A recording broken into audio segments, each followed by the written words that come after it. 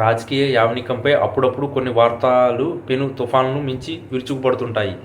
ఆంధ్రప్రదేశ్ రాజకీయాల్లో గత కొన్నేళ్లుగా సాగుతున్న ఉత్కంఠతకు తెరదించు దేశ అత్యున్నత న్యాయస్థానం సుప్రీంకోర్టు నుంచి వెలువడిన ఆ సంచలన తీర్పు ఇప్పుడు రెండు తెలుగు రాష్ట్రాల్లో ఒళ్ళు గగ్గురు పొడిచే వాతావరణాన్ని సృష్టిస్తుంది. వైఎస్ జగన్మోహన్ రెడ్డి చుట్టూ అల్లుకున్న అక్రమాస్తుల కేసు పద్మవ్యూహాన్ని ఛేదిస్తూ సుప్రీంకోర్టు ఆయనకు క్లీన్ చిట్ ఇవ్వడం అన్నది ఒక చరిత్రాత్మక మలుపుగా రాజకీయ విశ్లేషకులు భావిస్తున్నారు. ఈ తీర్పు వెలువడిన క్షణం నుంచి సోషల్ మీడియాలోనూ ప్రధాన వార్తా సంస్థల్లోనూ జగన్ నామస్మరణ మారుమోగిపోతుంది. దశాబ్ద కాలానికి పైగా సాగిన న్యాయ పోరాటం ఒక్కసారిగా క్లైమాక్స్ చేరుకోవడం ఎవరూ ఊహించని పరిణామం.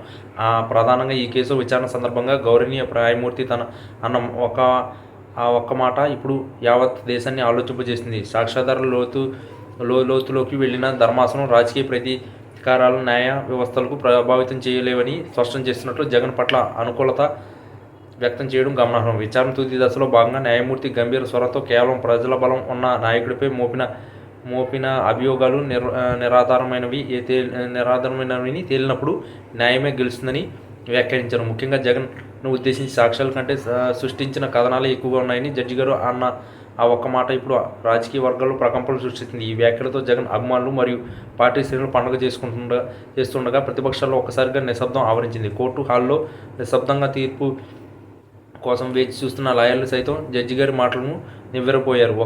ఆ ఒక్క మాట వెనుక ఉన్న అర్థం జగన్ ఎన్నాళ్ళు పడ్డ కష్టానికి మరియు ఎదుర్కొన్న ఆరోపణలను పూర్తి విముక్తి కలిగించినట్లు కనిపిస్తుంది.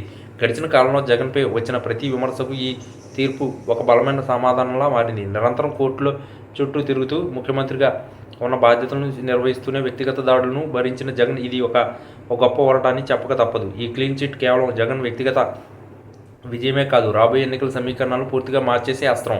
విపక్షాలు ఇన్నాళ్ళు జగన్ను టార్గెట్ చేయడానికి వాడుతున్న ప్రధాన ఆయుధం ఇప్పుడు మొండి బారిపోయింది.